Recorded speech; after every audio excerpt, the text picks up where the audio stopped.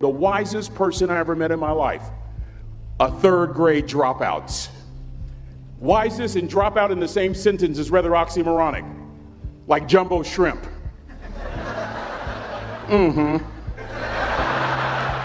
Like fun run. Ain't nothing fun about it. And it's not oxymoronic for me to say third grade and dropout. That third grade dropout, the wisest person I ever met in my life, who taught me to combine knowledge and wisdom to make an impact, was my father. A simple cook. Wisest man I ever met in my life. Just a simple cook. Left school in the third grade to help out on the family farm, but just because he left school doesn't mean his education stopped. Mark Twain once said, "I've never allowed my schooling to get in the way of my education." My father taught himself how to read, taught himself how to write, decided in the midst of Jim Crowism, as America was breathing the last gasp of the Civil War, my father decided he was going to stand and be a man. Not a black man, not a brown man, not a white man, but a man.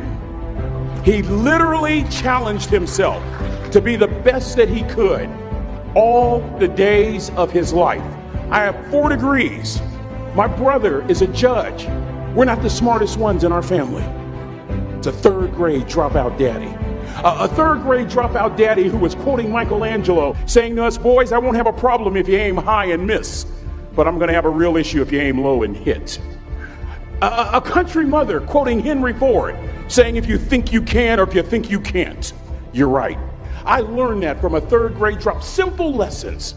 Lessons like these. Son, you'd rather be an hour early than a minute late. We never knew what time it was at my house because the clocks were always ahead. My mother said for nearly 30 years, my father left the house at 3:45 in the morning. One day she asked him, "Why, Daddy?" He said, "Maybe one of my boys will catch me in the act of excellence. I want to share 2 things with you." Aristotle said, "You are what you repeatedly do." Therefore, excellence ought to be a habit, not an act. Don't ever forget that. I know you're tough, but always remember to be kind. Always. Don't ever forget that. Never embarrass mama. Yeah. If mama ain't happy, ain't nobody happy. If daddy ain't happy, don't nobody care. But I'm trying to tell you. Next lesson. Lesson from a cook over there in the galley. Son, make sure your servant's towel is bigger than your ego. Ego is the anesthesia that deadens the pain of stupidity.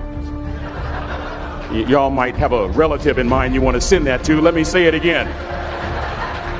Ego is the anesthesia that deadens the pain of stupidity. Pride is the burden of a foolish person. John Wooden coached basketball at UCLA for a living, but his calling was to impact people. And with all those national championships, guess what he was found doing in the middle of the week? Going into the cupboard, grabbing a broom, and sweeping his own gym floor. You want to make an impact? Find your broom. Every day of your life, you find your broom. You grow your influence that way. That way you're attracting people so that you can impact them. Final lesson. Son, if you're going to do a job, do it right. I've always been told how average I can be. Always been criticized about being average. But I want to tell you something. I stand here before you, before all of these people, not listening to those words, but telling myself every single day to shoot for the stars, to be the best that I can be. Good enough isn't good enough if it can be better, and better isn't good enough if it can be best. Let me close with a very personal story that I think will bring all this into focus. Wisdom will come to you in the unlikeliest of sources, a lot of times through failure. When you hit rock bottom, remember this. While you're struggling, rock bottom can also be a great foundation on which to build and on which to grow. I'm not worried that you'll be successful. I'm worried that you won't fail from time to time. Person that gets up off the canvas and keeps growing, that's the person that will continue to grow their influence. Back in the 70s, to help me make this point, let me introduce you to someone. I met the finest woman I'd ever met in my life. We're at this dance, and I find out her name is Trina Williams from Lompoc, California, and we're all dancing, and we're just excited. And I decide in the middle of dancing with her that I would ask her for her phone number. Trina was the first one. Trina was the only woman in college who gave me her real telephone number. The next day we walk to Baskin & Robbins ice cream.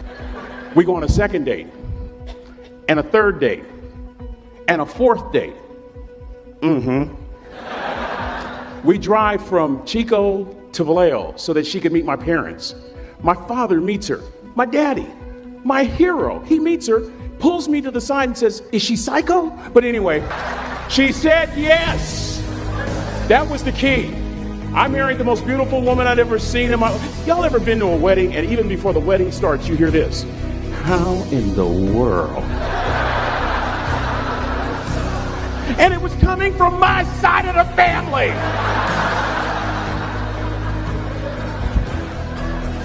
We get married, we have a few children, our lives are great. One day, Trina finds a lump in her left breast. Breast cancer.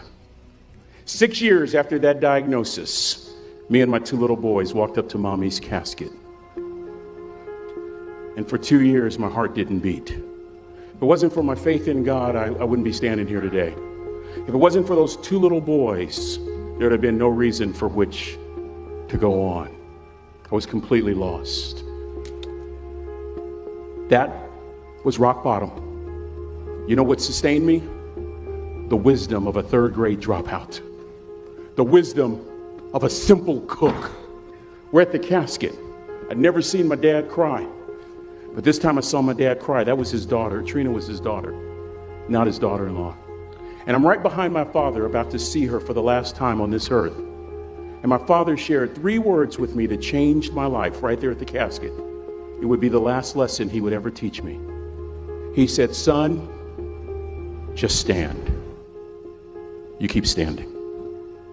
You keep standing, no matter how rough the sea, you keep standing." And I'm not talking about just water. You keep standing. No matter what, you don't give up. And as clearly as I'm talking to you today, these were some of her last words to me.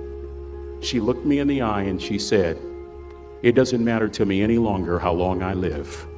What matters to me most is how I live." I ask y'all one question, a question that I was asked all my life by a third grade dropout. How you living? How you living? Every day ask yourself that question, how you living? Here's what a cook would suggest you to live this way. That you would not judge, that you would show up early, that you'd be kind, that you'd make sure that that servant's towel is huge and used, that if you're going to do something, you do it the right way. That cook would tell you this, that it's never wrong to do the right thing, that how you do anything is how you do everything. And in that way, you will grow your influence to make an impact. In that way, you will honor all those who have gone before you, who have invested in you.